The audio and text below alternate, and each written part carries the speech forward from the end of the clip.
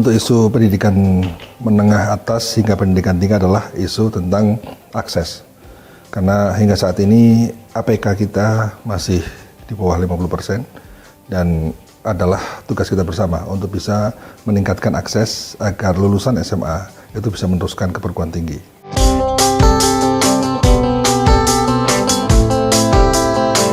Kita harus bicara situasi market masa depan, bukan situasi market masa lalu. Nah, situasi market masa depan ini adalah suasana yang penuh dengan disruption, ya, penuh dengan disrupsi, dan tidak semua orang mampu untuk bisa memahami apa yang terjadi di masa depan. Dan saya yakin Mas Menteri, Mas Nadiem mampu mengidentifikasi peluang-peluang yang ada, mampu mengidentifikasi tantangan-tantangan yang ada, sehingga policy-policy yang keluar dari pemerintah adalah policy yang benar-benar menjawab tantangan masa depan dan sekaligus menjawab peluang masa depan. Karena itu saatnya hari ini kita menata sistem pendidikan dengan cara yang berbeda, dengan terobosan-terobosan yang besar.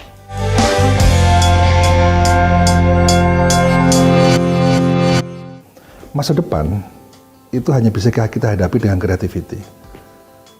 Orang yang bisa menghadapi masa depan itu bukan orang yang terkuat, bukan orang yang paling pintar, tapi orang yang bisa beradaptasi terhadap perubahan. Nah, orang yang bisa beradaptasi terhadap perubahan inilah orang-orang yang bisa mencermati volatility yang terjadi akan seperti apa, uncertainty yang terjadi seperti apa, complexity yang terjadi seperti apa, dan itu bisa dipecahkan hanya dengan creativity. Jadi creativity ini adalah modal menurut saya yang harus benar-benar didorong, karena kunci masa depan Indonesia ada pada creativity. Bukan pada modal, sekali lagi, bukan pada kekuatan, kepintaran dan sebagainya, tapi kelincahan, agility dan creativity itu akan menentukan nasib kita akan seperti apa. Oleh karena itu dengan Merdeka Belajar kita harapkan bahwa creativity mahasiswa semakin terbuka, creativity dosen semakin tinggi, sehingga kita bisa menghasilkan inovasi-inovasi. Karena kuncinya apa? Creativity akan menghasilkan inovasi, dan inovasi akan bisa memacu pertumbuhan ekonomi. Cek negara manapun, negara maju hampir pasti dia memiliki indeks inovasi yang tinggi. Global Innovation Index Indonesia masih relatif rendah dibandingkan negara-negara di Asia Tenggara. Di Asia Tenggara kita masih sangat rendah. Dengan kita masih rendah, artinya apa? Artinya ada problem creativity di kita. Ya. Nah, dengan kita mendorong creativity ini melalui Merdeka Belajar, maka inovasi akan tumbuh. Dengan inovasi tumbuh, maka ekonomi akan tumbuh lebih baik lagi.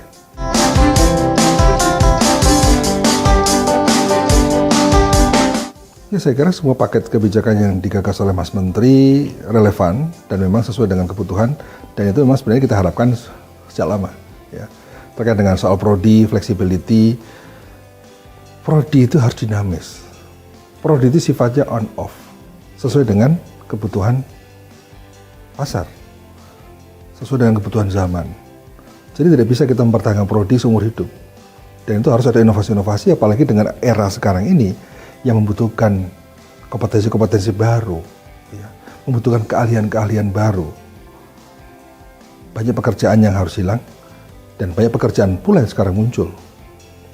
Nah, untuk bisa mengantisipasi pekerjaan yang akan hilang dan pekerjaan baru yang akan muncul, di mana jumlah pekerjaan baru jumlahnya berlipat-lipat dari yang lama, artinya apa? Artinya dibutuhkan prodi semakin banyak yang bervariasi yang bisa menjawab kebutuhan itu. Dan saya kira sekarang sudah dibuka kerannya, dan menurut saya sangat bagus sekali. Begitu pula mahasiswa satu prodi bisa mengambil di tempat lain. IPB sudah menerapkan sejak tahun 2005. Jadi bagi IPB bukan hal yang baru. Untuk kita mengambil lintas prodi, kemudian kita ngambil di luar kampus, itu suatu hal yang biasa aja. Artinya sesuatu yang saya kira bagus diterapkan di nasional, tapi buat IPB sesuatu yang sudah diterapkan 2005. Jadi kita selaras sekali dengan apa yang sudah digagas oleh Mas Menteri.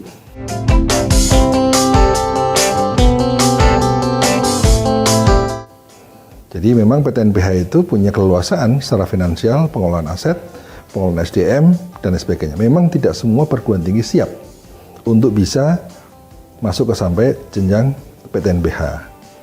Jadi, sehingga yang dilakukan Mas Menteri sebenarnya kan bukan memaksa, tapi membuka ruang dan mempermudah. Itu saya kira kebijakan yang tepat.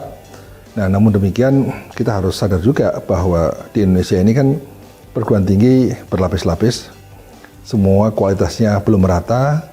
Nah ini kita harus coba dibuat nanti namanya regulatory impact assessment pemerintah untuk bisa melihat sejauh mana dampak dari kebijakan ini terhadap keragam perguruan tinggi.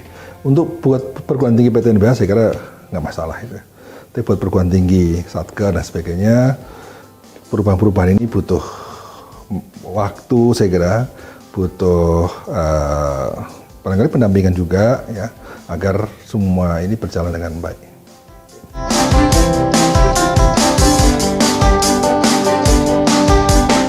Ya, harapannya adalah bahwa ini benar-benar dilakukan secara serius dan diikuti oleh seluruh unsur. Dan yang lebih penting lagi adalah arena kampus ini menjadi tempat bagi mahasiswa untuk berkreasi dan juga bagi dosen untuk berkreasi.